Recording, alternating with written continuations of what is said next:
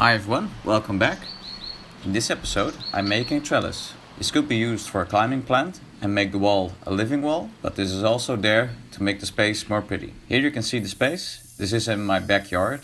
Right now it is early winter here in Netherlands, so the plants and furniture are covered and put together. The previous owners put all kinds of nails in walls. First up was to remove the nails and the poking bits. After that I could make the back for the trellis. I'm using Douglas fir or larch for the project. The slats were left over from a project at a client, but you could buy these kinds of slats probably, or use a circular saw to rip it from wider boards. The size of the wood is 50 millimeters or 2 inches and 25 millimeters and 1 inch thick. The back will be 3 horizontal pieces. First I mark where the holes need to be and then drill them. I use plastic anchors in this masonry wall. This is plenty strong and doesn't give much stress in the bricks. A hammer drill made quick work out of this. Then I could attach the back pieces. First I position the screws and let them poke in the anchor before screwing them tight.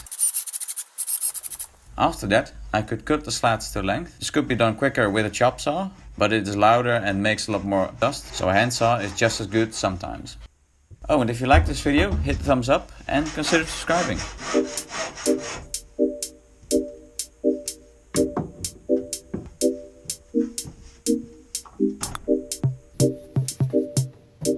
Then I could attach the slats to the back. With the help of my girlfriend, we made quick work out of it. This whole trellis could work as a privacy screen or fence if the back pieces are screwed to a post of some sort. The process is exactly the same. I made one mistake here. I should have started from the center and worked sideways. At the end you can see I ended up being asymmetrical. Be smarter than me and start from the center.